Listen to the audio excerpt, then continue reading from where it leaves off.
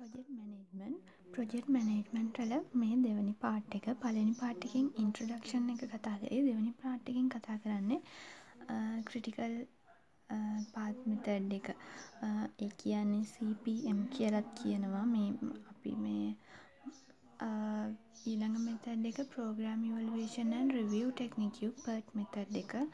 එතකොට මේ මෙතඩ් දෙකෙන් කොහොමද මේ ප්‍රොජෙක්ට් එකක් ඉවලුවේට් කරන්නේ, ඒ කියන්නේ ඒක ප්ලෑන් කරන්නේ කොහොමද කියලා තමයි ඒ අතර තියෙන අන්තර් සම්බන්ධය අඳුරගන්න තමයි මේ මෙතඩ් එක යූස් කරන්නේ. මෙතඩ් එකෙත් ඉන්ට්‍රොඩක්ෂන් එකක් තිබුණා කලින් පාර්ට් එකේ. එතකොට මේ පළවෙනි එක්සාම්පල් එක. පළවෙනි එක්සාම්පල් එකෙන් මෙතන තියෙනවා ඇක්ටිවිටි තියෙනවා ABC කියලා. එතකොට ඒකේ ඩිස්ක්‍රිප්ෂන් එක තියෙනවා. ඒ කියන්නේ ඒකේ විස්තරේ. ඒ කියන්නේ මෙන්න මේ ඇක්ටිවිටි එක. ඒ කියන්නේ ප්ලාස්ටික් බොඩි එක හදන එක. ඉන්න ඒ වගේ මේ ඩිසයින් කම්පොනන්ට්. B කියන්නේ මේක් කම්පොනන්ට්. මේ D කියන්නේ assemble product. ඒ විදිහට ඒ ඇක්ටිවිටි එක ගැන විස්තරේ තියෙන්නේ. එතකොට මේ ඩිස්ක්‍රිප්ෂන් එක නම් අවශ්‍ය නැහැ. ඒ තරම්. නමුත් මේ immediate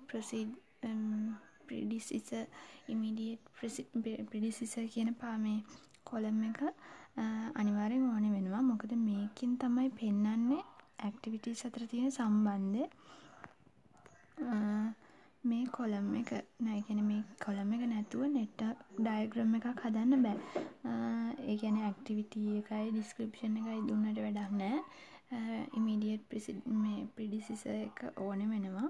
මොකද ඒ අපි අන්තර් සම්බන්ධය හදාගන්නකොට ඕනේ වෙනවා. එතකොට දැන් මෙතන මේ එක්සාම්පල් එක අනුව මේක කියන්නේ AB කියන ඇක්ටිවිටි පටන් ගන්න බලන් ඕන වෙලාවක. මොකද ඒ දෙක පටන් ගන්න කලින් මෙන්න මේ ඇක්ටිවිටි එක කරලා ඉන්න ඕනේ කියලා එහෙම එකක් නෑ. ඒ නිසා AB කියන ඒ කියන්නේ ඉමීඩියට් ප්‍රෙඩිසෙසර් නෑ. ඒකට කලින් කරන්න ඕනි ඇක්ටිවිටීස් මොකුත් නෑ. ඒ නිසා ඒ දෙක ඕන වෙලාවක පටන් ගන්න පුළුවන්. ඊට පස්සේ C කියන එක පටන් ගන්න B කියන එක ඉවර වෙන්න ඕනේ.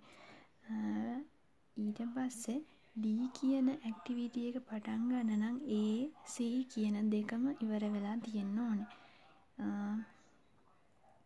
ඊට පස්සේ ඒ සමීකරණ මේ නෙට්වර්ක් ඩයග්‍රෑම් එක තමයි මේ තියෙන්නේ. එතකොට මේ ඇඳලා තියෙන එක පළවෙනි ඉවෙන්ට් එකේ ඉඳලා දෙවෙනි ඉවෙන්ට් එකට යන්නේ B ඇක්ටිවිටි එක කරලා ඊට A ඇක්ටිවිටි එකත් කරනවා. ඊට පස්සේ B ඇක්ටිවිටි එක කරාට පස්සේනේ මෙතන මේ C ඇක්ටිවිටි එක කරන්නේ. එතකොට B ඇක්ටිවිටි එක ඉවර වෙලා දෙවෙනි ඉවෙන්ට් එකට ආවම පස්සේ A, C කියන ඉවෙන්ට් දෙකම කම්ප්ලීට් වෙන තැන තමයි ඉවෙන්ට් 3 කියන්නේ. එතකොට එතනින් පස්සේ තමයි D කියන ඉවෙන්ට් මේ ඇක්ටිවිටි එක කරන්නේ. ඒක තමයි මේකෙන් කියන්නේ මේ එක්සාම්පල් එකට තියෙන්නේ. එතකොට මේ ඒක ගැන තමයි මේ තියෙන්නේ. ඊට පස්සේ එක්සාම්පල් දෙක ගත්තාම මේකේ කලින් එක්සාම්පල් එකේදී වගේම A, B කියන දෙකට මේ ඉමීඩියට් ප්‍රෙඩිසෙසර් නැහැ. ඒ නිසා ඒ දෙක ඕන වෙලාවක පටන් ගන්න පුළුවන්. ඊට පස්සේ මේකේ C කියන එක B කියන ප්‍රෙඩිසෙසර් එක ඉවර වෙන්න ඕනේ. D කියන එක පටන් ගන්න A, C කියන දෙකම ඉවරලා තියෙන්න ඕනේ. E, F පටන් ගන්න C කියන එක ඉවර වෙලා ඇක්ටිවිටි එක ඉවර වෙලා තියෙන්න ඕනේ. G කියන එක පටන් ගන්න D, E, F කියන තුනම ඉවර වෙලා තියෙන්න ඕනේ. එතකොට දැන් එතන අපි ඩමි වේරියබල් එකක් කියන්නේ ඩමි වේරියබල් එකක් අඳුන්වලා දෙනවා. ඒක මම ඇඳලා පෙන්නුවොත් මෙහෙමයි වෙන්නේ.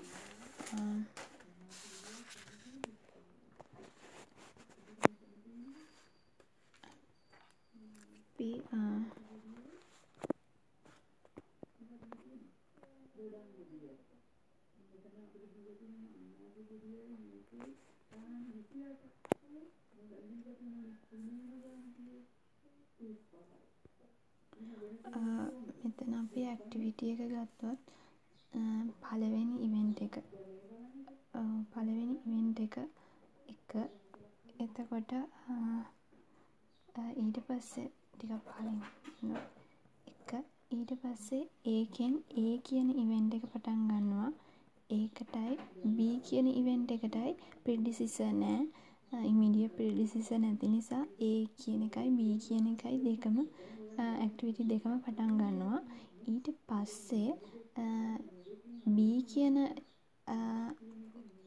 ඉවෙන්ට් එක B කියන ඇක්ටිවිටි එක ඉවර වුණාට පස්සේ තමයි C කියන එක පටන් ගන්න තියෙන්නේ. B කියන එක ඉවර වුණාට පස්සේ තමයි C කියන එක පටන් ගන්න තියෙන්නේ. ඒ නිසා B කියන එක ඉවර වෙලා මෙතන එනවා දෙවැනි ඉවෙන්ට් එකට. එතකොට දෙවැනි ඉවෙන්ට් එක ඉවර වෙලා C කියලා අපි මේ ඇක්ටිවිටි එක කරනවා. එතකොට D කියන ඇක්ටිවිටි එකට යන්න නම් ඊළඟට අපි ABC ඇක්ටිවිටි කරා. ඊට පස්සේ D කියන ඇක්ටිවිටි එකට යන්න නම් AC කියන දෙකම ඉවර වෙන්න ඕනේ. AC මේ දෙකම ඉවර වෙන්න ඕනේ. එතකොට මේ දෙකම ඉවර වෙන්න මෙහෙම අඳින්න බෑ. මොකද මෙතන මෙහෙම ඇන්දොත් ඒකට වැරදි උපකල්පනයක් එනවා. දැන් හිතන්න මෙතන තියෙනවා මෙතන අපි අඳිනවා 1 2 මෙතන ඉවර වෙලා තියෙන්නේ 4. C ඉවර වෙන්න ඕනේනේ. C ඉවර වෙලා ඉවෙන්ට් එක තමයි මෙතන අපි 3 කියලා දානවා. ඉවෙන්ට් එක 3නේ. එතකොට C ඉවර වෙලා මේ තියෙන එක ඊට පස්සේ ඒත් ඉවර වෙන්න ඕනේ. D කියන ඉවෙන්ට් ඇක්ටිවිටි එක පටන් ගන්න. එතකොට මෙතන 4 ඉවෙන්ට් එක. ඊට පස්සේ මේ දෙක ඔහොම ඩමි වේරියබල් එකකින් සම්බන්ධ කරනවා. ඩමි වේරියබල්. එතකොට මෙතන D කියන මෙන්න මෙතෙන් එනකොට දැන් පේනවනේ මේ C කියන ඇක්ටිවිටි එකත් ඉවරයි. A කියන ඇක්ටිවිටි එකත් ඉවරයි. එතකොට D කියන ඇක්ටිවිටි එක පටන් ගන්න පුළුවන්. ඒ කියන්නේ දැන් අපි මේ විදිහට මේක ඇන්දොත් මේ විදිහට මෙතනින් C ඇක්ටිවිටි එක ඇන්දොත් මේ D කියන ඇක්ටිවිටි ඊට පස්සේ වැරදි එකනේ ඉන්ස්ට්‍රක්ෂන් එකක් වෙනවා. ඒ නිසා මෙතන මේ විදිහට අඳින්නේ නෑ. මෙතනින් වෙනම ගිහිල්ලා වෙනම ඇඳලා ඒකෙන් තමයි ඒ කියන්නේ මෙතෙන් එනකන් හරි. මෙතෙන් එනකම් ප්‍රශ්නයක් නෑ. මෙතෙන් එනකන් හරි. ඒ කියන්නේ D ඉවර වෙන්න A කියන ඇක්ටිවිටි එක ඉවර වෙන්න A කියන B කියන ඇක්ටිවිටි පටන් ගන්න ප්‍රශ්නයක් නෑ.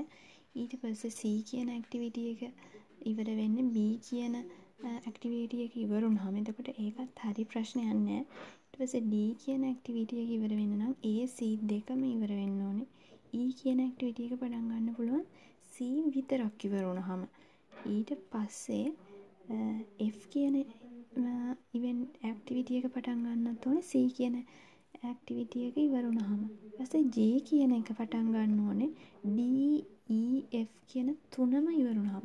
එතකොට ඒ කියන්නේ දැන් මෙතන අපි මෙහෙම ඇඳලා ප්‍රශ්නයක් නැහැ. D කියන ඇක්ටිවිටි එකට D කියන එකට ඕනේ AC විතරයි. එතකොට AC මේ 4 කියන ඉවෙන්ට් එකට එනකොට AC දෙකම ඉවර වෙලා. එතකොට ඊට පස්සේ D පටන් ගන්න පුළුවන් මෙතන. ඊට පස්සේ D වලින් පස්සේ E වලට ගියපුවාම E වලින් පස්සේ C. E වලින් පස්සේ E කියන ඇක්ටිවිටි එක පටන් ගන්න ඕනේ C ඇක්ටිවිටි එක ඉවර වෙලා තියෙන එක විතරයි. එතකොට C කියන දැන් මෙහෙම දැම්මොත් C කියන ඇක්ටිවිටි එක විතරක් ඉවර වෙච්ච තැන මෙතන නෑනේ. මෙතන එනකොට A කියන ඇක්ටිවිටි එකත් ඉවර වෙලා. එතකොට අපි දැන් මම කලින් කියපු විදිහට මෙහෙම ඇන්දොත් A කියන ඇක්ටිවිටි එක මෙහෙම B කියන ඇක්ටිවිටි එක මෙහෙම ඇවිල්ලා මෙතන B දෙවෙනි එක මෙතන අඳිනවා 3 මෙන්න C කියන ඇක්ටිවිටි එක මෙහෙම ඔන්න D කියන ඇක්ටිවිටි එකත් ගිහිල්ලා ඔන්න දැන් මේ විදිහට ඇඳලා මේක නෑ කියලා හිතන්නකෝ. එතකොට මෙහෙම ඇඳොත් මෙතෙන්ද යනකොට A C දෙකම ඉවර වෙලා ඉවරයි. එතකොට මෙතන E කියන එකට ඕනේ C කියන ඇක්ටිවිටි එක විතරක් ඉවර වෙන්න. මෙතන C කියන ඇක්ටිවිටි එක විතරක් ඉවර වෙච්ච තැනක් නෑ. දැන් මෙතෙන්ද යනකොටනේ C ඉවර වෙලා තියෙන්නේ. එතකොට මෙතනින් E ඔහොම කරලා E ඇන්දොත් මේ නෙට්වර්ක් ඩයග්‍රෑම් එකෙන් වැරදි අර්ථකථනයක් එනවා. මොකද මේ E කියන ඇක්ටිවිටි එකට A C කියන ඇක්ටිවිටි දෙකේම ඇක්ටිවිටි දෙකම සම්පූර්ණ වෙන්න ඕනේ වගේ වැරදි අර්ථකථනයක් එනවා මෙතනින් ඇන්දොත්. ඒ නිසා මෙතෙන්ද එනකම් ප්‍රශ්නයක් නැහැ. මෙතනින් පස්සේ ප්‍රශ්නයක් වෙන නිසා මේ විදිහට දෙක C වෙනම ඇක්ටිවිටි එකක් විදිහට ගිහිල්ලා වෙනම ඉවෙන්ට් එකක් දාලා මෙතෙන්ද ඩමි වේරියබල් එකක් ඉන්ට්‍රොඩියුස් කරලා දෙනවා. ඩමි වේරියබල් එකක් මෙතෙන්ද දාන්නේ මෙතන ප්‍රශ්නයක් නැහැ. මෙතනින් පස්සේ ප්‍රශ්නයක් වෙන නිසා. ඊට පස්සේ E කියන එකට ඕනේ දැන් අපි මේක වැරදි. එහෙම අඳින්න බෑ. ඉදිරියට යනකොට ප්‍රශ්නයක් වෙනවා. එතකොට මෙතන මෙතෙන් එනකොට C විතරයි මෙතන ඉවර වෙලා තියෙන්නේ මේ. C විතරයි ඉවර වෙච්ච තැන මේ තුන්වෙනි ඉවෙන්ට් එක. එතකොට මෙතනින් ඊළඟට E වලට එනවා. අපි ඔහොම E අඳිනවා. ඔහොම අඳිමු. මේ තියෙන E කියන ඇක්ටිවිටි එක E ඇන්දා. ඊට F කියන ඇක්ටිවිටි ඉවෙන්ට් එකට ඕනේ F කියන ඇක්ටිවිටි එකටත් ඕනේ C කියන එකේ සම්පූර්ණ කරලා තියෙන එක විතරයි. එතකොට මෙතන C කියලා එක සම්පූර්ණ කරපු තැන එතන ඉඳන් F කියන එකත් අඳිනවා. මේ F ඇක්ටිවිටි එක ඉවර කරපු තැන අපි දාමු දැන් 5 කියලා. ඊට පස්සේ මෙතන 6 කියලා දාමු මේ ඇක්ටිවිටි දෙක ඉවර කරපු තැන.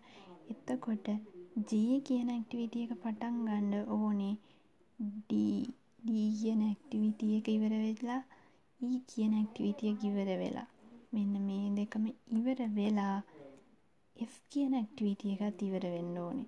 මෙන්න මේකත් ඉවර වෙන්න. දැන් F කියන ඇක්ටිවිටි එකත් ඉවර වෙන්න ඕන නම් අපිට මේකත් මෙතෙන්නම ඔහොම යවන්න පුළුවන්. කියන්නේ දැන් මේ තුන්වෙනි ඇක්ටිවිටි එකේ ඉඳන් තුන්වෙනි ඉවෙන්ට් එකේ ඉඳලා E ගිහින් තියෙනවා මෙහෙම 6 කියන ඉවෙන්ට් එකට E ඒ වගේම F කියන ඇක්ටිවිටි එකත් මේ විදිහට යවන්න පුළුවන්. හැබැයි මෙන්න මේක මෙතනදී කන්ඩිෂන් එකක් වයලේට් වෙනවා. මොකද අපි කලින් ඉන්ට්‍රොඩක්ෂන් එකේ කතා කරා මෙහෙම එකම ස්ටාර්ටින් පොයින්ට් එකෙන් පටන් අරන් එකම එන්ඩින් පොයින්ට් එකෙන් ඇක්ටිවිටි එකට වැඩි ගාණක් ඉවර වෙන්න බෑ කියලා කන්ඩිෂන් එකක්. එතකොට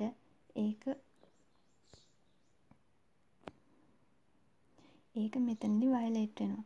ඒ නිසා මෙතනද මේ විදිහට අඳින්න බෑ. ඒ නිසා තමයි මෙහෙම වෙනම ඉවෙන්ට් එකක් විදිහට ගත්තේ මේ 5. ඊට පස්සේ වෙනම ඉවෙන්ට් එකක් අරන් දැන් G කියන ඇක්ටිවිටි එකට යන්න නම් මේ තුනම එක තැන එකට ඉවර වෙච්ච ඉවෙන්ට් එකක් තියෙන්න ඕනේ. ඉවෙන්ට් එකක් නැහැනේ. ඒ නිසා ඒ වෙනුවට මෙතන මේක ඩමි වේරියබල් එකක් තවත් ඩමි වේරියබල් එකක් දානවා. වේරියබල් එකක් දාපුවාම මෙන්න මෙතන ඉවර වෙලා තියන්නේ D කියන ඉවෙන්ට් එක ඇක්ටිවිටි එකයි E කියන ඇක්ටිවිටි එකයි F කියන ඇක්ටිවිටි එකයි තුනම. ඒ නිසා මෙතනින් ඊළඟට G කියන මේ ඇක්ටිවිටි එකට යන්න පුළුවන්. එතකොට ප්‍රශ්නයක් වෙන්නේ නැහැ. මේ විදිහට අඳින්න බෑ. මොකද මෙතෙන් ඊළඟට E අඳිනකොට ඉන්ස්ට්‍රක්ෂන් වැරදි විදිහට පෙන්නනවා. ඊට පස්සේ මෙතන මේ විදිහට අන්න බෑ කන්ඩිෂන් එකක් වයලේට් වෙනවා. එතකොට ඒ අනුව මේ ඇඳලා තියෙන්නේ ඩයග්‍රෑම් එක. මේ අඳුන්වලා දීලා තියෙන්නේ ඩමි වේරියබල් එක. ඊට පස්සේ ඊළඟ පියවරට ගිහිල්ලා මේ තව ඩමි වේරියබල් එකක් අඳුන්වලා දීලා තියෙනවා. අපි ඇඳ එකම තමයි. ඊට පස්සේ මේ තියෙන්නේ example for introducing diagram. ඒ කියන්නේ ඩමි වේරියබල් වල කිසිම ටයිම් ඩියුරේෂන් එකක් නැහැ. ටයිම් ඩියුරේෂන් එක 0. ඒ කියන්නේ රිසෝසස් කන්සියුම් මේ පරිභෝජනය වීමක් සිද්ධ වෙන්නේ නැහැ. කොස්ට් එකක් වගේ දෙයක් නැහැ. ඇත්තටම මේක දාන්නේ මේ ඉවෙන්ට් වල තියෙන මේ රිලේෂන්ෂිප් එක මේන්ටේන් කරන්නම තමයි මේ ඩමි වේරියබල් දාන්නේ. එතකොට ඒකේ ඇත්තටම නිකම්ම ලොජික් එකක් විතරයි, කිසිම අගයක් නැහැ. එතකොට දැන් මෙතන එක්සැම්පල් වලට ගිහුවම මෙතන පළවෙනි එක්සැම්පල් එක මෙන්න මේක. මේ එක්සැම්පල් එකට ගියමුවාම මේකේ තියෙන්නේ මේ දැන් මම අර කලින් කිව්ව එක එකම ස්ටාර්ටින් පොයින්ට් එකෙන් පටන් අරන් එකම එන්ඩින් පොයින්ට් එකෙන් ඇක්ටිවිටි එකට වඩා කම්ප්ලීට් වෙන්න බෑ. ඒ වගේ අවස්ථාවල් වලදී මෙන්න මේ වගේ මේ දෙවනියට මේ තියෙන්නේ ඇඳලා මේ වගේ ඩමි වේරියබල් එකක් ඉන්ට්‍රොඩියුස් කරලා දෙන්න ඕනේ. වෙනම ඇක්ටිවිටි 1 2 වෙනම ඇඳලා ට්‍රී කියලා තව ඉවෙන්ට් එකක් දාලා ඒ දෙක සම්බන්ධ කරලා ඩමි වේරියබල් එකක් අඳින්න ඕනේ. මොකද අර කන්ඩිෂන් එක මේ රෝං කන්ඩිෂන් එක මෙතන වයලේට් වෙන නිසා ඒ විදිහට අඳින්න ඕනේ. ඊට පස්සේ මෙතන මේ තියන්නේ මේ විදිහට දැන් මෙතන ඇක්ටිවිටි එකක් තව එකට අදාළ වෙන්නේ නැහැ. දැන් මෙතන C කියන ඇක්ටිවිටි එක අවශ්‍ය වෙන්නේ නැහැ E කියන එකට. දැන් පළවෙනි මේ වැරදි මෙන්න මේකේ මෙතන බලපුවහම පේනවා මෙතන C කියන එක දැන් E කියන එකට C කියන ඇක්ටිවිටි එකත් කම්ප්ලීට් වෙලා තමයි මේ රවුම දාලා තියෙන ඉවෙන්ට් එකනේ. එතකොට මේ ඉවෙන්ට් එකට එනකොට A B C කියන ඇක්ටිවිටි තුනම කම්ප්ලීට් වෙලා. එතකොට දැන් මේක අපි අර්ථකථනය කරොත් මෙතන තියන්නේ ඒ කියන්නේ මේක විස්තර කරොත් D E කියන ඇක්ටිවිටි දෙක සිද්ධ වෙන්නේ A B C කියන ඇක්ටිවිටි තුනෙන් පස්සේ. එතකොට දැන් මේ ප්‍රොජෙක්ට් එක කරන කෙනාට අවශ්‍ය වෙන්නේ මේ E කියන ඉවෙන්ට් එක C කියන A B කියන ඇක්ටිවිටි දෙකෙන් පස්සේ විතරක් කරන්න. අන්න ඒ වගේ වෙලාවල් වලදී C කියන එක වෙනම යනවා. එතකොට ඒ ඉවෙන්ට් දෙක සම්බන්ධ කරන්න ඩමි වේරියබල් එකක් දානවා. එතකොට මෙතනත් ඒ වගේ මෙතනත් මේ විදිහට මේ ඇද වෙන්න බෑ කෙලින් ඇක්ටිවිටි රිප්‍රසන්ට් කරන මේ ඇරෝ තියෙන්න ඕනේ කෙලින්. එතකොට ඒ වගේ වෙද මේකත් අර කලින් වගේ එකක් තමයි මේ පළවෙනි ඇක්ටිවිටි දෙකම කම්ප්ලීට් වෙන්න ඕනි කියලා තමයි කියන්නේ දෙවෙනි එකට. ඒ වගේ නැතුව වෙන වෙනම යන්න ඕනේ අවස්ථාවල් වලදී ඩමි වේරියබල් එකක් අඳුන්වලා දෙනවා. එතකොට එක්සැම්පල් 3 එක මෙතනදී ටයිම් ඩියුරේෂන් එකක් දීලා තියෙනවා. මේකෙදි ටයිම් එක දන්න නිසා ඒ කියන්නේ අපි කතා වුණා මුලින් CPM critical path method එක යූස් කරන්න පුළුවන්. එතකොට මේකෙදි ඇරෝ එකට උඩින් තමයි හැම වෙලේම ඇක්ටිවිටි එක ලේබල් කරන්නේ. දැන් A කියන ඇක්ටිවිටි එක තමයි මේ දාලා තියෙන්නේ. එතකොට නේම් එක ටයිම් එක අපි ඒ ඇක්ටිවිටි එක කරන්න මේ බලාපොරොත්තු වෙන කාල සීමාව ඇරෝ එකට යටින් දාන්න ඕනේ. ඊපස්සේ ස්ටාර්ටින් පොයින්ට් එක එන්ඩින් පොයින්ට් එක තමයි ඇරෝ එක ඊතලේ යෙදිලා තියෙන්නේ. එතකොට මේ ඇක්ටිවිටි එක මේ ටයිම් එක දාලා අපි ඇඳ ගන්න ඕනේ. ඇඳ ගත්තාම මේ විදිහට තමයි එන්නේ. මේ විදිහට තමයි පෙන්වන්නේ. ඒක මේක අපි අඳිමු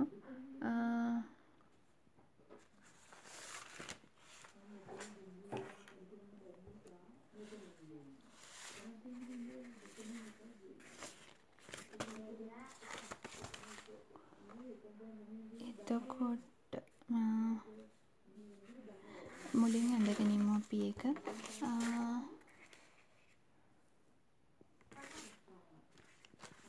මේ විදිහට තමයි එන්නේ නම් මොකද ගොඩාක් ඒ නිසා දැන්ම මේක ඇඳගෙනමු. මෙතන ඇක්ටිවිටි A වලට ගත වෙනවා විනාඩි 5. ඇක්ටිවිටි B වලට 62 නෙමෙයි මෙතන ඇක්ටිවිටි B වලට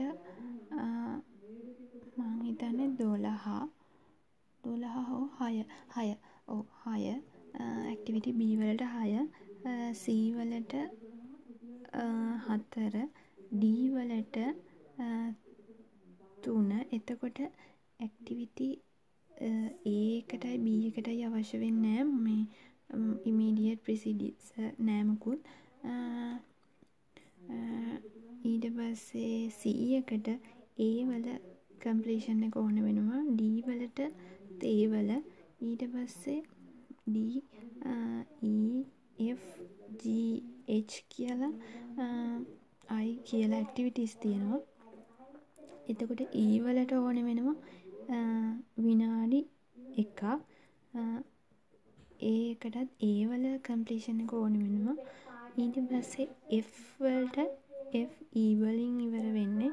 ඊට පස්සේ G කියන ඇක්ටිවිටි එකට ඕන වෙනවා D F කියන දෙකේම completion එක. ඊට පස්සේ H කියන එකට ඕන වෙනවා B C කියන දෙකේම completion එක. ඊට පස්සේ මේ G H කියන දෙකේම ඇක්ටිවිටීස් දෙකේම completion එක ඕන වෙනවා I වලට. ඊට පස්සේ ඒ විදිහට තමයි යන්නේ. එතකොට F වලට ටයිම් එක 4යි, G වලට 14යි, H වලට 12යි, I වලට 2යි. එතකොට මුළු ටයිම් එක යනවා. ඒ කියන්නේ වැඩ එකින් එක කරොත් විනාඩි මෙතන සති 51ක් යනවා. එතකොට මේක අපි ඇඳගත්තොත්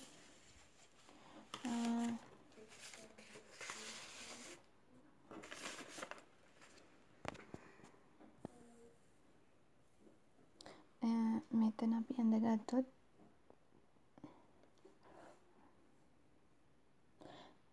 පළවෙනි ඇක්ටිවිටි එක පළවෙනි ඉවෙන්ට් එක. එතකොට පළවෙනි ඉවෙන්ට් එකෙන් A B කියලා පටන් ගන්නවා.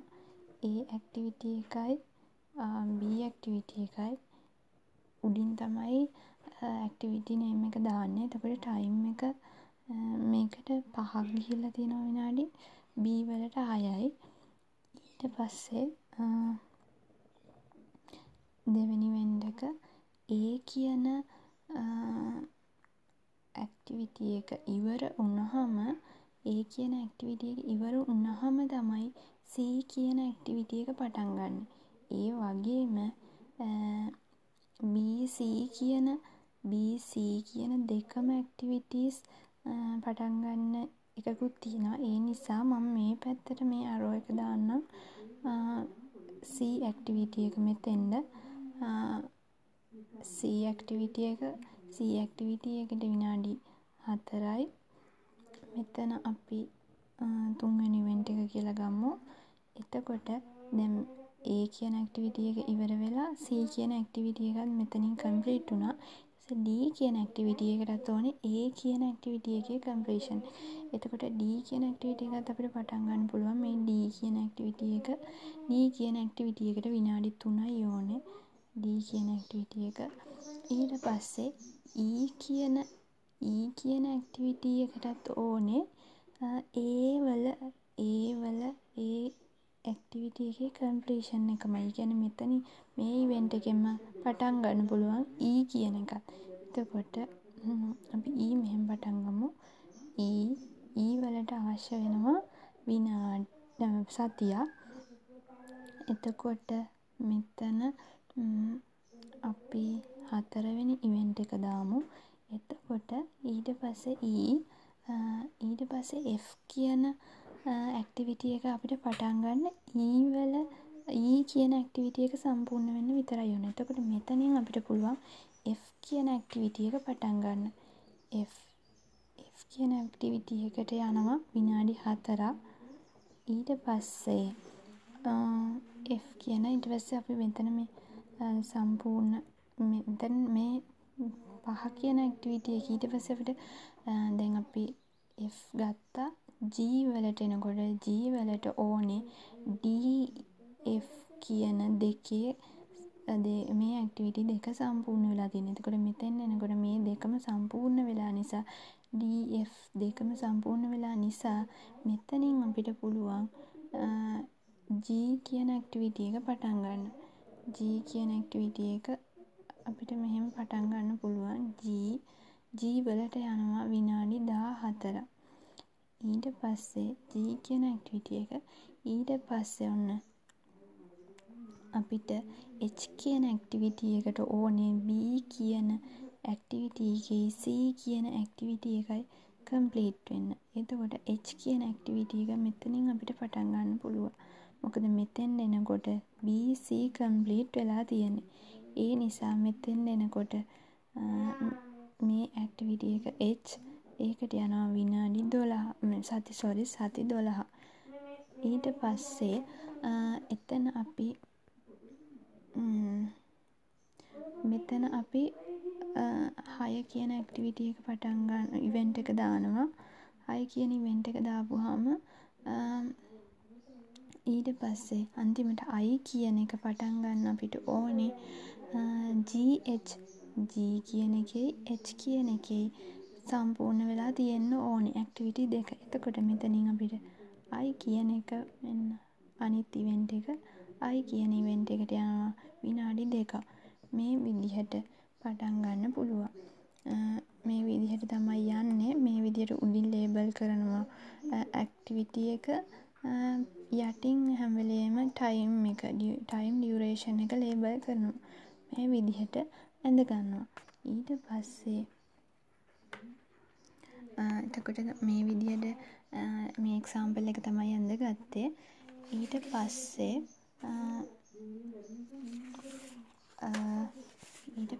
අපිට මෙතන සති 51ක් ගත වෙලා තියෙනවා කියලා ටික කියන්නේ මේක ඇඳගත්තා.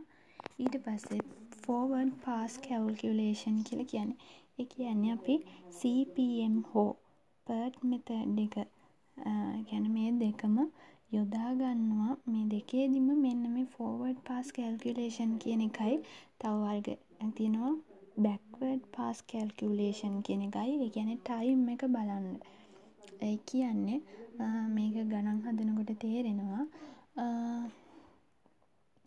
forward pass calculation backward pass calculation මේ දෙක තියන්නේ. කොට forward pass calculation එක ගැන බලනකොට ඒක යොදාගන්නේ වමේ සිට දකුණට. හැම වෙලේම වමේ සිට දකුණට ඒ කියන්නේ මුල ඉඳන් අගට සාමාන්‍යයෙන් නෙට්වර්ක් එක යන පැත්තට arrow එක යන පැත්තටම තමයි යන්නේ. ඒ අනුව calculation දෙකක් තියෙනවා. ඒ තමයි earliest start time ඒක denote කරන්න පුළුවන් ES කියලා. earliest start කියන එක ES කියලා. ඊපස්සේ earliest finish time එක කියන එක EF කියලා හඳුන්වන්න පුළුවන්. එතකොට මේ earliest start time එක ඇක්ටිවිටි එක ආරම්භ කරන්න පුළුවන් කලින්ම වෙලාව තමයි මේ තියෙන්නේ. ඇක්ටිවිටි එක මෙතනදී නම් ආරම්භ කරන්න පුළුවන් කලින්ම සතිය. ඊට පස්සේ earliest finish time කියන්නේ ඒ ඇක්ටිවිටි එක ඉක්මනින්ම අවසන් කළ හැකි සතිය. එතකොට ඒක තමයි කැල්කියුලේට් කරන්න ඕනේ. එතකොට earliest finish time එක කැල්කියුලේට් කරන්නේ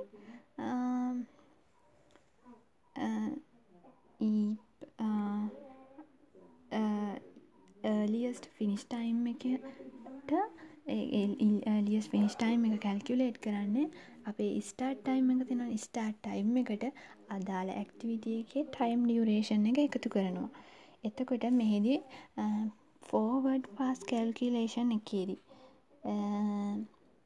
arrow එකට උඩින් තමයි දාන්නේ. මේ තියෙන arrow එකට උඩින් තමයි දාන්නේ earliest start time එකයි earliest finish time එකයි. එතකොට ඕනෑම network diagram එකේදී ආරම්භක ඇක්ටිවිටි එකේ මුල්ම ඇක්ටිවිටි එකේ ස්ටාර්ටින් ටයිම් එක වෙන්නේ 0යි. කියන්නේ 0 වෙලාවෙදී අපි පටන් ගන්න කියලා ඒ විදිහට තමයි ඇසියුම් කරන්නේ. මේ එක්සැම්පල් එකට අනුව A B කියන ඒ දෙකෙන් කලින් ඒ කියන එක B වලට කලින් ඉවර වෙන නිසා C වලට ස්ටාර්ට් ටයිම් එක ගන්නේ 5 කියලා. ඒකට C ඇක්ටිවිටි එකට යන වෙලාව ඇඩ් කරනවා 9 කියලා. දැන් මෙතන මේ බලන්න. මෙතන A කියන ඇක්ටිවිටි එකට යන විනාඩි 5යි. එතකොට ස්ටාර්ටින් ටයිම් එක අපි 0 කියලා ගන්නවා කියලා ඇසියුම් කරානේ. එතකොට 0 කියලා ගන්නවා කියලා ඇසියුම් කරලා මෙහෙම දානවා. මේක අපි හදාගත්ත එකේ ඇඳලා බලමු.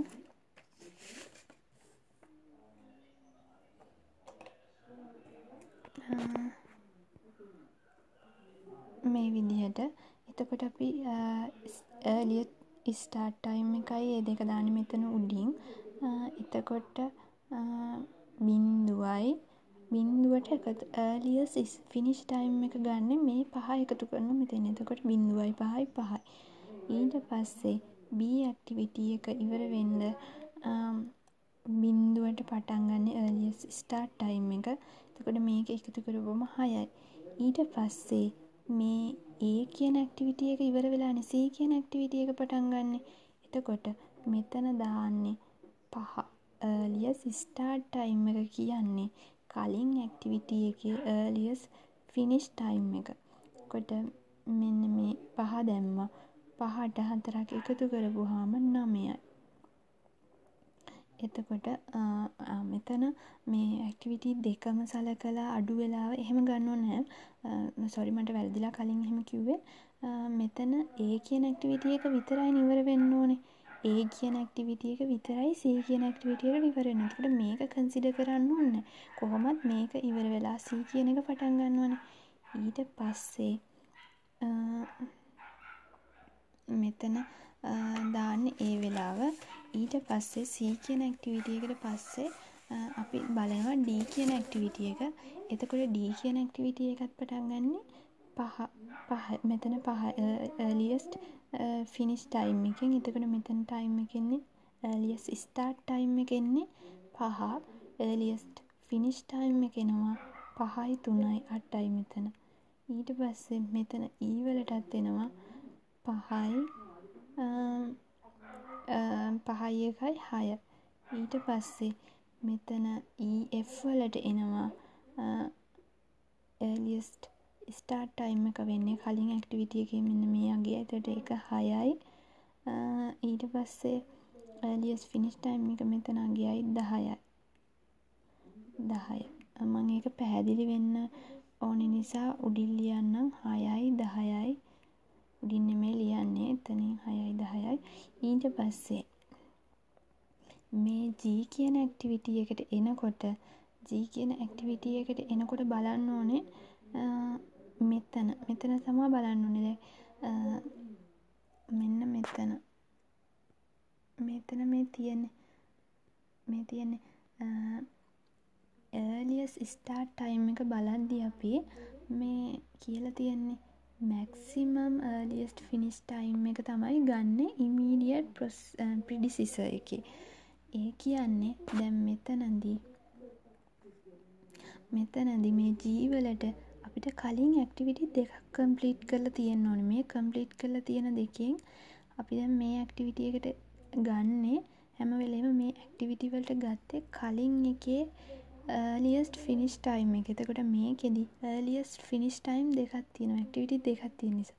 එතකොට මෙතනදි ගන්නේ maximum එක.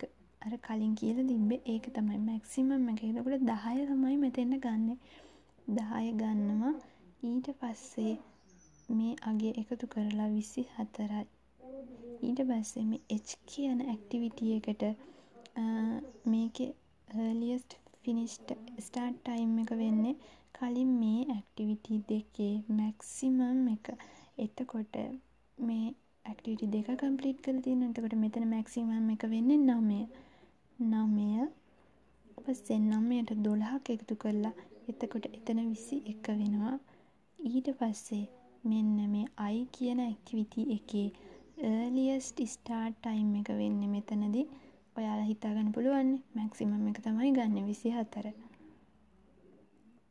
මේ ඊට පස්සේ මෙතන දෙක එකතු කරලා 26යි මෙතන earliest finish time එක. මේ විදිහට තමයි එන්නේ. ඒ කියන්නේ මේ forward pass calculation forward time එක calculate කරද්දි තමයි activity දෙකක් තියෙනවා නම් ඒ දෙකෙන් වැඩි අගය ගන්න. ඊට පස්සේ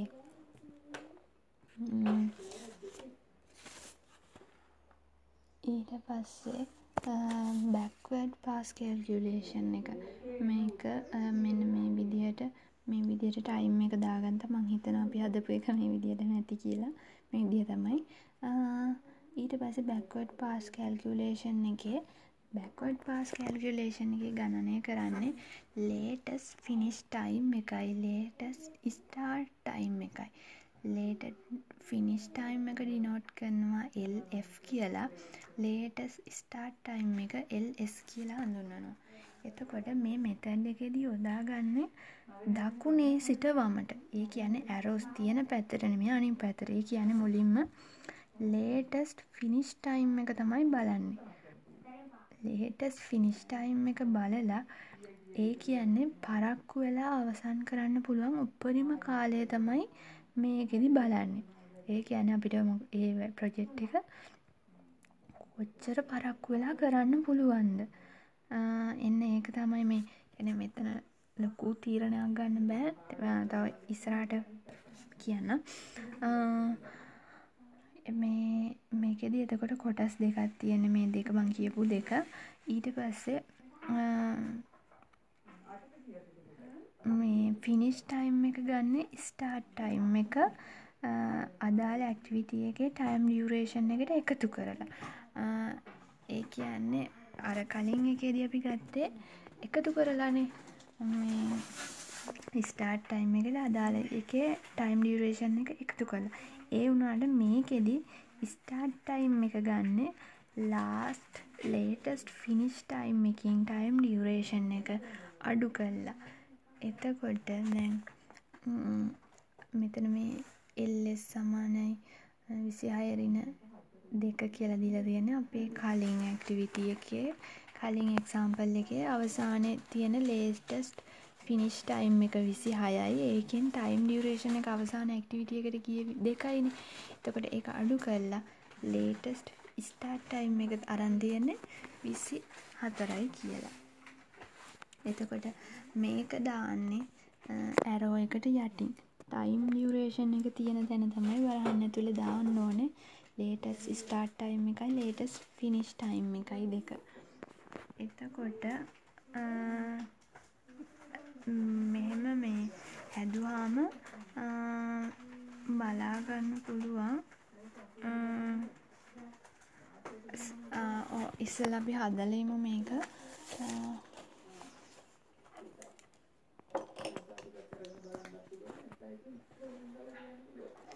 මෙතන forward එක හදපු එක තමයි මේ රතු පාටින් තියෙන්නේ. backward කියන්නේ අපි හදන්නේ මේ පැත්තේ ඉඳලා මෙහෙට. මේ පැත්තේ ඉඳලා තමයි මේ පැත්තට යන්නේ. forward එක ගියේ මේ පැත්තටනේ. backward එක යන්න මේ පැත්තට අග ඉඳලා මුලට එන්නේ. එතකොට මෙතන ඉඳලා තමයි අපි හදාගෙන එන්න ඕනේ. එතකොට අවසානයේ හැම වෙලේම එතන assumption එකක් තියෙනවා. earliest finish time එක නෙමෙයි තියෙන්නේ. earliest finish time එක තමයි මේ තියෙන්නේ earliest එක. ඒක සමාන වෙනවා latest finish time එකට මේ අවසාන ඉවෙන්ට් එකේ අවසාන ඇක්ටිවිටි එකේ විතරක්. මෙහෙම ඇසියුම් කරනවා. එතකොට මෙතන එන්නේ 26යි 26න් අපි latest finish start time එක ගන්න මේ කාලේ අඩු කරලා. එතකොට මෙතන එන්නේ 24යි. මේ අගේ එන්නේ. ඊට පස්සේ ඊට කලින් ඇක්ටිවිටි එක H වලට ගියපුවාම මෙතන මේ ඇක්ටිවිටි එකේ අපි ගන්නෙ මෙතන ඉවර වෙලා තියෙන මේකේ ස්ටාර්ට් ටයිම් එක ලේටස්ට් ස්ටාර්ට් ටයිම් එක තමයි ගන්නෙ මෙතන ලේටස්ට් ෆිනිෂ් ටයිම් එක විදිහට 24යි. ඊට පස්සේ මේ කාලේ අඩු කරනවා අඩු කරලා තමයි ස්ටාර්ට් ටයිම් එක ගන්න මෙතන 12යි. එතකොට ඊට පස්සේ මෙතෙන්න ගියපුවාම මෙතන ඇක්ටිවිටි දෙකක් නැහැ. හොඳට තෝරන්න මෙතන ඇක්ටිවිටි දෙකක් නැහැ. මේ ඇක්ටිවිටි එකට තියෙන මේ ඇක්ටිවිටි එක විතරයි. එතකොට මේ ඇක්ටිවිටි එක විතරයි මේ පැත්තෙන්. ආපස්සට එන්නේ අපි මේ පැත්තේ ඉඳලා ගියා නම් මේ පැත්තේ ඉඳලා මෙහෙට ගියා නම් මේ ඇක්ටිවිටි එකට යනකොට මෙතන ඇක්ටිවිටි දෙකක් තියෙනවා. නමුත් මෙතනදී මේකට තියෙන එකම ඔප්ෂන් එක මේක. මෙන්න මේ ඇක්ටිවිටි එක විතරයි. මේ ඇක්ටිවිටි එකේ මේ අගේ දිහා බලන එක විතරයි. මේ අගේ ඊට පස්සේ මෙතනදිත් ඒ වගේ මෙතනදිත් මේකේ බෑක්වර්ඩ් ටයිම් එක ගන්නෙ මේ කලින් එක දිහා බලනවා. එතකොට 24යි වෙන්නේ ලේටස්ට් ෆිනිෂ් ටයිම් එක. ඒකෙන් ටයිම් එක අඩු කරනවා. මේ ටයිම් එක අඩු කරලා එන අගේ තමයි මෙතන ස්ටාර්ට් ටයිම් එක වෙන්නේ.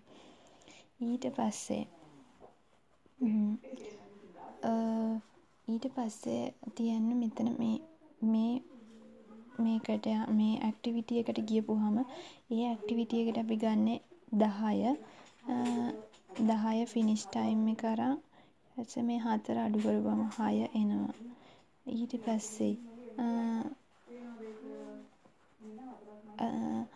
පස්සේ මේ ඇක්ටිවිටි එකට ගියපුවාම මෙතන ෆිනිෂ් ටයිම් එක වෙන්නේ 6. මෙතන එකක් අඩු කරපුවාම 5 වෙනවා. ඊට පස්සේ මෙතන ඊවලට පස්සේ මේ ඇක්ටිවිටි එක බලනවා. මේ ඇක්ටිවිටි එක බලපුවාම මෙතන ඇක්ටිවිටි මෙතන මේ ඇක්ටිවිටි දෙකක් තියෙනවනේ.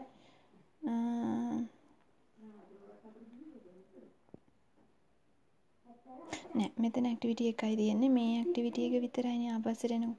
එතකොට මේ 10 තමයි ගන්න මෙතන. එතකොට ෆිනිෂින් ටයිම් එක මේක. ඊට පස්සේ මේක අඩු කරලා මෙතන 7යි. ඊට පස්සේ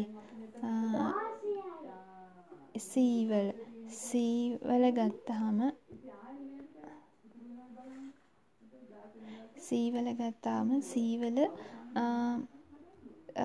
මෙතන අපි ගන්නවා මෙතන ෆිනිෂින් ටයිම් එක වෙන්නේ 12යි. මෙතන මෙන්න මේ 12 ගන්නවා. එතකොට 12න් ටයිම් එක 4 අඩු කරපුවම මෙතන 8ක් එනවා. ඊට පස්සේ ඔන්න ඔතන තමයි ප්‍රශ්නේ ඊළඟ ප්‍රශ්නේ. මෙතන මෙන්න මේ ඇක්ටිවිටි එකට මෙතන 3ක් තියෙනවා ඇක්ටිවිටි අපිට. මෙන්න මේ ස්ටාර්ටින් ටයිම් බලන්න. 8 තියෙනවා 5 තියෙනවා 7 තියෙනවා. එතකොට මේ තුනෙන් මොකද්ද ගන්න කියලා තීරණය කරන්න තමයි මෙන්න මේ පොයින්ට් එක දීලා තියෙන්නේ. මේ පොයින්ට් එක දීලා තියෙන්නේ බෑක්වර්ඩ්ස් මෙන්න මේ තියෙන්නේ. මෙතනදි තෝරන්නේ මිනිමම් ලේටස්ට් ස්ටාර්ටින් ටයිම් එක ඉමීඩියට් ප්‍රිඩිසිසර් එකේ. එතකොට මේ විදිහට මේ ඇක්ටිවිටි 3ක් තියෙනකොට මෙතන මේ ඇක්ටිවිටි එකට ගන්න මෙතන තියෙන මිනිමම් වැලියු එක ආපස්සට එනකොට. එතකොට මෙතන 5 තමයි අපි කන්සිඩර් කරන්නේ ඒ ඇක්ටිවිටි එකේ ලේටස්ට් ෆිනිෂින් ටයිම් එක විදිහට. ඊට පස්සේ 5 අඩු කරපුවම 0යි. පස්සේ මෙතන ගන්නේ 12 ෆිනිෂින් ටයිම් එක 6 අඩු වුණාම 6. මේ විදිහට තමයි chart එක එන්නේ ඩයග්‍රෑම් එක. ඊට පස්සේ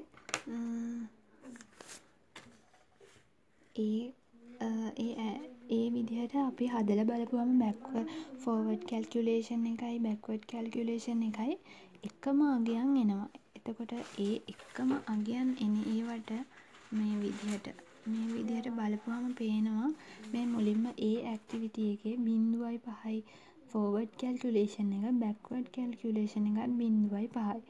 ඒ විදිහට බලපුවාම E වල, F වල, G වල, I වල අන්න ඒ වගේ ඇවිල්ලා තියෙනවා කිහිපයක ඇක්ටිවිටීස් කිහිපයක බෑක්වර්ඩ් එකයි ෆෝවර්ඩ් එකයි දෙකම එකම අගයක් එන. එතකොට අන්න ඒ මාර්ගෙට ඒ කියන්නේ දැන් මේ විදිහට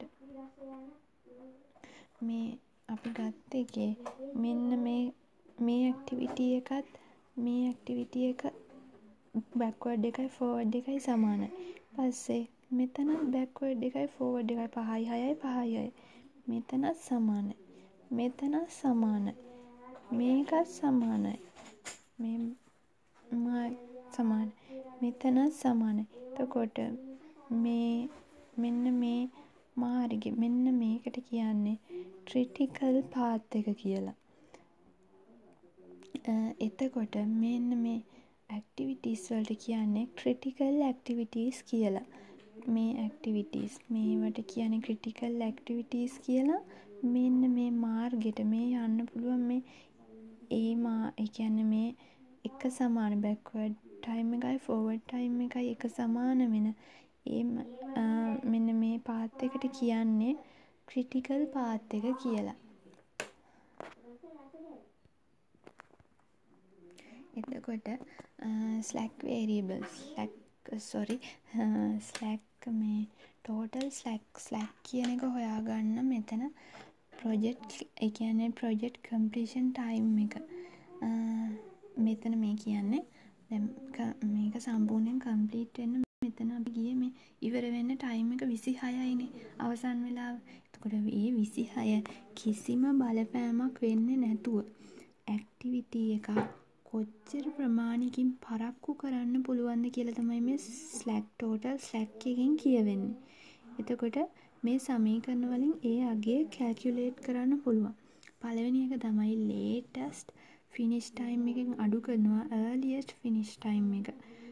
දැන් මේ යට උදාහරණේ තියෙන්නේ 12න් 9ක්. මේ දීලා තියෙන එකේ 12න් 9ක් අඩු කරපුවාම earliest finish time එකෙන් latest finish time එකෙන් earliest finish time එක නැත්තම් latest start time එකෙන් earliest start time එක අඩු කරන්න පුළුවන්. නැත්තම් latest finish time එකෙන් earliest start time එකත් අඩු කරලා time duration එක අඩු කරපුවමත් ඒ අගේ එනවා. එතකොට මෙතනින් එකක් යොදා ගන්න පුළුවන්. මේ තුනින්ම එන්නේ එකම අගේ. එතකොට අපි ඇක්ටිවිටි ෂෙඩියුල් එකෙන් පෙන්නන්නේ එතකොට මේ ඇක්ටිවිටි ෂෙඩියුල් එකෙන් පෙන්නන්නේ අර කලින් ගානමයි. එතකොට මේ ස්ලැක් එක හදලා මෙතන දීලා තියෙන මේ latest start time එකෙන් earliest start time එක අඩු කරලා මේ ස්ලැක් එක දීලා තියෙනවා. එතකොට ක්‍රිටිකල් පාත් එක මේ බලන්න පුළුවන් මේ බිඳුව ඇවිල්ලා තියෙන්නේ අර මම පෙන්නපු පාත් එක ඒ ඇක්ටිවිටීස් වලට තමයි මේ බිඳුව ඇවිල්ලා තියෙන්නේ. එතකොට ක්‍රිටිකල් පාත් එකක් තියෙනවද නැද්ද කියලා තමයි මේ අවසාන කොලම් එකෙන් දීලා තියෙන්නේ. එක තියෙනවා. එතකොට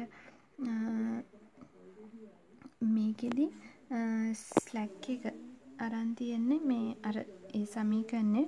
එතකොට 3න්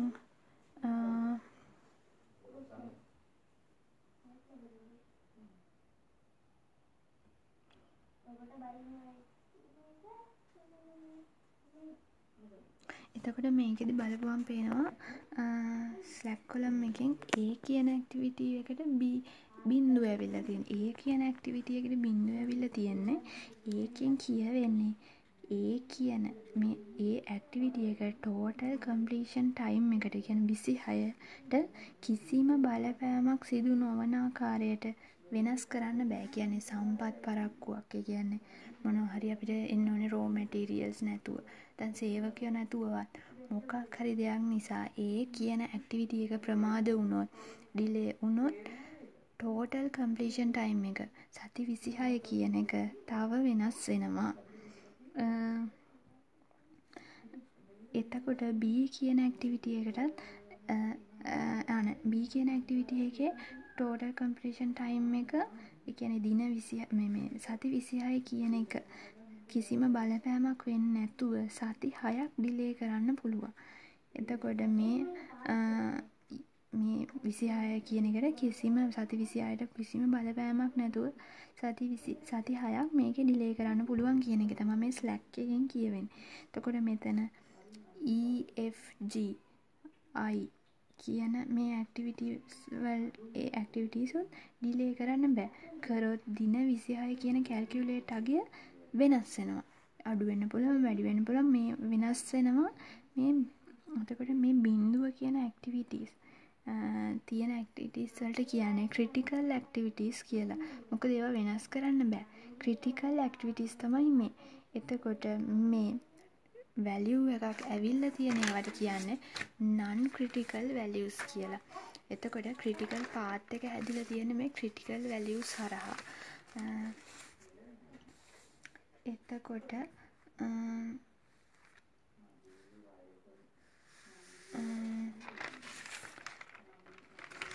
මෙතන තියෙනවා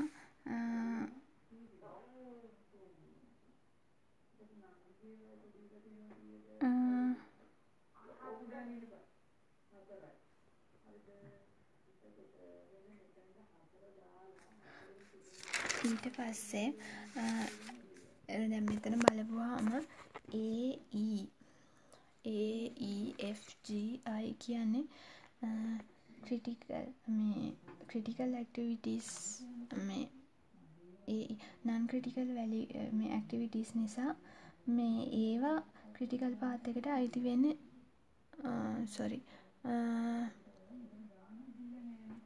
මෙතන critical path එකට අයිති වෙන්නේ AEFGI කියන values ටික තමයි critical activities නිසා ඒවා critical path එකට අයිති වෙන්නේ. මොකද ඒවා වෙනස් කරන්න බෑ. වෙනස් කරොත් මේ අර 26 කියන සති 26 කියන ගාන වෙනස් වෙනවා.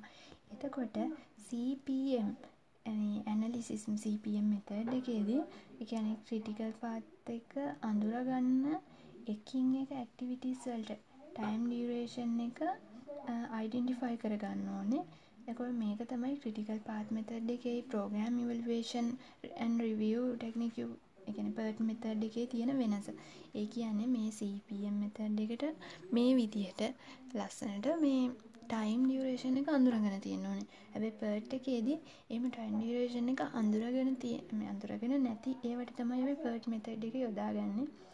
එතකොට Slack කියන එක නැති හෝ 0 වගේක් මේ Slack කියන එක 0 වගේක් ගන්න activities or event වලට මේ තමයි critical path එක හැදෙන්නේ. එතකොට දැන් මේ critical path එක අඳුරගන්න critical path එක ගැන කියවෙන මේ තියෙන critical path එක තමයි මේ ඇඳලා තියෙන්නේ. එතකොට ඒක අඳුරගන්න අපිට පුළුවන් longest path through a network. එතකොට මේ network එකේ තියෙන දිගම කියන්නේ වැඩිම කාලයක් ගත වෙන path එක තමයි මේ තියෙන්නේ. දැන් ඔයාලා බැලුවොත් මෙතන AEFGI කියන activities වල time එක එකතු කරලා බැලුවොත් පේනවා එතන 26ක් එකතුව එනවා 26. එකතුව time duration එකේ activities වල එකතු කරලා බලුවම 26ක් එනවා. එතකොට ඒක නැතුව නිකම් බලන්න BHI කියන ඒ ටික එකතු කරලා එතකොට BHI කියන පාත් එකේ බලපුවම පේනවා එතන යන්නේ 20යි. එතකොට අතන 26යි මෙතන 20යි. මේක නැතුව වෙන මාර්ගයක් බලන්න. වෙන මාර්ගයක් B C D GI. එතකොට B 6යි 4යි 10යි 3යි 13යි 14යි 27යි 2යි 28යි. නෑ අපි සරල මාර්ග මෙතන ඒක වටයක්නේ. එතකොට හරි මාර්ගෙන් ගියපුවාම මෙතන පාත් 2යි 3යි 4ක් වගේ හදන්න පුළුවන්. ඒ 4 වගේ බැලුවම වැඩිම කාලයක් කොහොම හරි ගත වෙන්නේ මේ ක්‍රිටිකල් පාත් මෙතන. අනිත් ඒවාට හැම එකටම අඩුයි. එතකොට මේ මිනිමම් project completion time මේ තව කියලා මිනිමම් ප්‍රොජෙක්ට් කම්ප්ලීෂන් ටයිම් කියන්නේ මේකත් ක්‍රිටිකල් පාත් එක අඳුරගන්න තියෙන තව ක්‍රමයක්. මේකෙදි අවම ප්‍රොජෙක්ෂන් කම්ප්ලීෂන් ටයිම් එක තමයි මේ ගත වෙන්නේ. ඒ කියන්නේ ඇක්ටිවිටීස් එකින් එක බැලුවොත් ඇක්ටිවිටීස් වල අපි මෙතනදි බැලුවා වෙලාව යනවා 51ක් මං හිතන්නේ. ඔව් මේ ටෝටල් ටයිම් එක යනවා වීක් යනවා සති 21ක්. එතකොට මෙතනදී යන්නේ මෙතනදී ගිහිලා තියෙන සති 26ක් විතරයි. එතකොට ඒ කියන්නේ ඒකත් අඩුම ප්‍රොජෙක්ට් කම්ප්ලීෂන් ටයිම් එක තමයි මෙතනදී යන්නේ. එතකොට ඒ අනුව ක්‍රම 3ක් තියෙනවා ක්‍රිටිකල් පාත් එක අඳුරගන්න. ඒ වගේම තව ක්‍රමයක් තමයි earliest time එකයි latest time එකයි සමාන වෙන ඇක්ටිවිටීස් වල එකතුවක් තමයි ක්‍රිටිකල් පාත් එක කියන්නේ. එතකොට දැන් මෙතන බලපුවාම A, E, F, G, I කියලා earliest time එකයි latest time එකයි එකතු latest time එකයි දෙක සමාන ඇක්ටිවිටීස් වල එකතුව තමයි. එතකොට ඒකෙනොත් ක්‍රිටිකල් පාත් එක අඳුරගන්න පුළුවන්.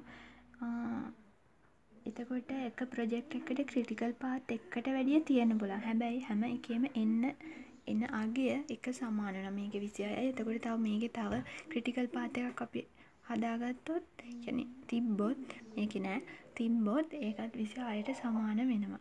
එතකොට මේ ප්‍රොජෙක්ට් මැනේජ්මන්ට් වලදී අහන ප්‍රශ්න ටික මේ පළවෙනි එක what is the total time of complete the project. එතකොට මේක යන්නේ සති 26යි.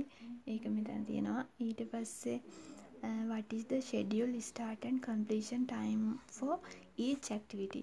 එතකොට මේ ෂෙඩියුල් කරපු ස්ටාර්ට් මේ ටයිම් මේ එක ඇක්ටිවිටීස් ඉවර වෙන්න කොච්චර කාලයක් යනවද කියලා තමයි අහන්නේ. එතකොට මේ ඒක දීලා තියෙනවා මෙතන මේ